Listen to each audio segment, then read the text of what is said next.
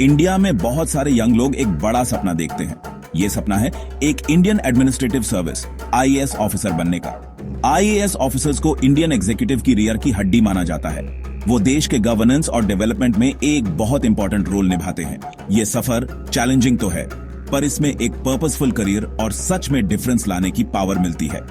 The Indian administrative service direct public service के लिए एक यूनिक प्लेटफॉर्म देती है।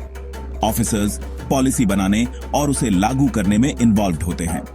चाहे एजुकेशन सुधारना हो, हेल्थ केयर या लॉ एंड ऑर्डर, एक आईएएस ऑफिसर बदलाव लाने में सबसे आगे होता है।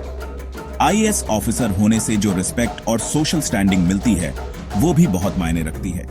ये जो गहरी पर्पस वाली फीलिंग है, यही आईएएस ड्रीम को असल में डिफाइन करती है। Union public service commission UPSC हर साल civil services examination CSE conduct करती है। ये एग्जामिनेशन आईएएस ऑफिसर बनने का गेटवे है। ये एक बहुत कम्पिटिटिव और कठिन प्रोसेस है। एग्जाम सिर्फ नॉलेज ही नहीं, बल्कि एप्टीट्यूड, एनालिटिकल स्किल्स और पर्सनालिटी भी टेस्ट करने के लिए डिजाइन किया गया है। ये 3 अलग अलग स्टेजेस में होता है। पहला स्टेज है प्रिलिमिनरी एग्जामिनेशन, जिसे अक्सर प्रीलिम्स कहते हैं।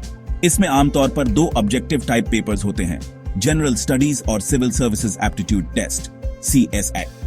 जो कैंडिडेट्स प्रिलिमिनरी एग्जामिनेशन क्लियर करते हैं, वो फिर मेन एग्जामिनेशन देते हैं। मेंस एग्जाम एक रिटन डिस्क्रिप्टिव टेस्ट होता है, जिसमें 9 पेपर्स होते हैं। आखिरी स्टेज है पर्सनालिटी टेस्ट, जिसे आमतौर पर इंटरव्यू कहते हैं। जो कैंडिडेट्स मेन एग्जामिनेशन क्लियर करते हैं, उन्हें इस राउंड के लिए बुलाया जाता है। इंटरव्यू का मकसद होता है कैंडिडेट की पब्लिक सर्विस में करियर के लिए सूटेबिलिटी को परखना। बोर्ड, मेंटल अलर्टनेस, चीजों को समझने की क्रिटिकल पावर और लीडरशिप क्वालिटीज को इवैल्यूएट करता है। मेन एग्जामिनेशन और इंटरव्यू के मार्क्स मिलाकर फाइनल मेरिट लिस्ट बनती है। आईएएस एग्जामिनेशन में सक्सेस के लिए एक अच्छी तरह सोची समझी प्रिपरेशन स्ट्रेटजी बहुत जरूरी है। पहला स्टेप है प्रीलिम्स और मेंस दोनों के लिए यूपीएससी सिलेबस को अच्छी तरह समझना। सिलेबस को छोटे छोटे मैनेजेबल टॉपिक्स में बांट लो। एक रियलिस्टिक टाइम टेबल बनाओ, जिसमें हर सब्जेक्ट के लिए काफी टाइम हो। कंसिस्टेंसी सबसे जरूरी है। डेली स्टडी टारगेट्स रखना स्पोरेडिक लॉन्ग आवर्स से ज्यादा इफेक्टिव है। मेन एग्जामिनेशन के लिए सही ऑप्शनल सब्जेक्ट चुनना एक बहुत इंपॉर्टेंट डिसीजन है। ऐसा सब्जेक्ट चुनो जिसमें तुम्हें सच में इंटरेस्ट हो और जिसके लिए अच्छा स्टडी मटेरियल और गाइडेंस मिल सके। करंट अफेयर्स यूपीएससी प्रिपरेशन की रियर की हड्डी है। रोज एक अच्छा नेशनल न्यूज़पेपर पढ़ने की आदत डालो। गैप 2S मेन एग्जामिनेशन के लिए रेगुलरली आंसर राइटिंग की प्रैक्टिस करना बहुत जरूरी है। इन टेस्ट्स में अपनी परफॉर्मेंस को एनालाइज करने से तुम्हारी वीक एरियाज पता चलेंगी, जिससे तुम उन पर सिस्टमैटिकली काम कर सकोगे। सेक्शन 4 ज्ञान के स्तंभ, यूपीएससी सीएसई मास्टरी के लिए कोर सब्जेक्ट्स। प्रीलिम्स और मेंस दोनों में जनरल स्टडीज पेपर्स में बहुत सारे सब्जेक्ट्स कवर होते हैं। इंडियन हिस्ट्री एक फंडामेंटल कंपोनेंट है। इसमें एंशिएंट, मेडिवल और मॉडर्न इंडियन हिस्ट्री शामिल है और इंडियन फ्रीडम स्ट्रगल पर खास जोर होता है।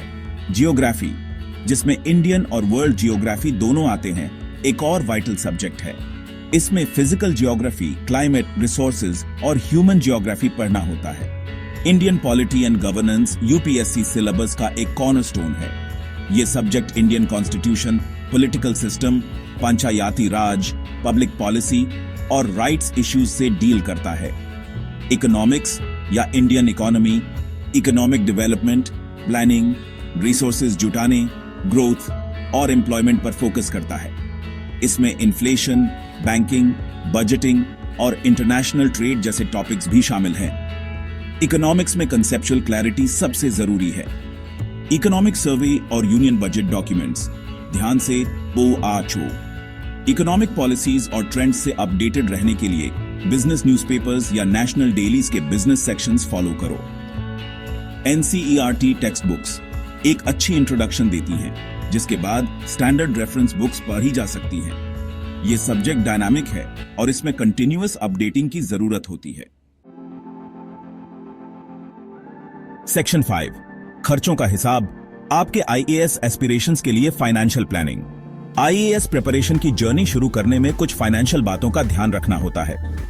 हालांकि कम खर्च में भी तैयारी की जा सकती है, पर बहुत से एस्पायरेंट्स कोचिंग लेते हैं या यूपीएससी प्रिपरेशन हब्स वाले शहरों में चले जाते हैं। लिविंग एक्सपेंसेस बजट का एक बड़ा हिस्सा होता है, खासकर अगर आप किसी दूसरे शहर में जाते हैं।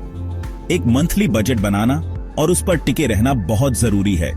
स्टडी मटेरियल्स का कॉस्ट, जिसमें बुक्स, मैगजीन्स और टेस्ट सीरीज शामिल हैं, उसे भी हिसाब में रखना होगा। आईएएस प्रिपरेशन शुरू करने से पहले एक रियलिस्टिक फाइनेंशियल प्लान होना जरूरी है। अगर आपको फाइनेंशियल सपोर्ट चाहिए तो अपने प्लान्स अपनी फैमिली के साथ डिस्कस करें। टाइम और मनी दोनों का इन्वेस्टमेंट काफी बड़ा है, लेकिन देश की सेवा करने का पोटेंशियल रिवॉर्ड और सेटिस्फैक्शन अनमोल है। सेक्शन 6, पेचेक से बढ़कर सैलरी पर्क्स और एक आईएएस ऑफिसर की लाइफ। आईएएस ऑफिसर की सैलरी 7th पे कमीशन रिकमेंडेशंस के अनुसार स्ट्रक्चर्ड होती है।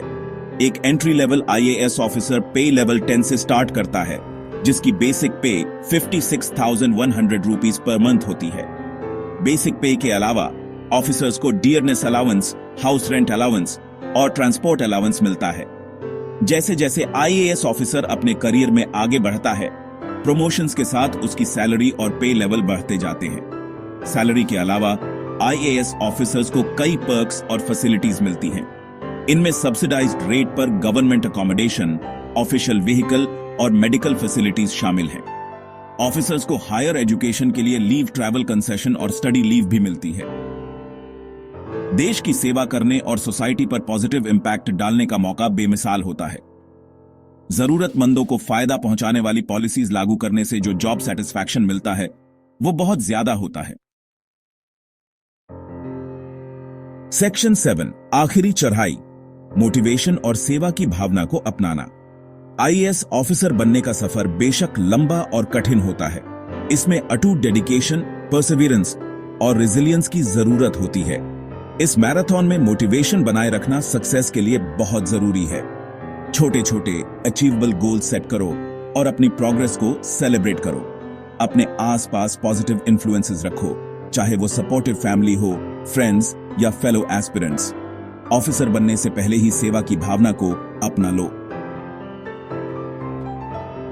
सोसाइटी में कंट्रीब्यूट करने की इच्छा जेन्युइन और दिल से होनी चाहिए। ये इंट्रिंसिक मोटिवेशन न सिर्फ तुम्हारी प्रिपरेशन को फ्यूल देगा, बल्कि तुम्हें एक कंपैशनेट और इफेक्टिव एडमिनिस्ट्रेटर भी बनाएगा। अपनी प्रिपरेशन को सिंसेरिटी, डिसिप्लिन और एक मजबूत स्पिरिट के साथ अप्रोच करो।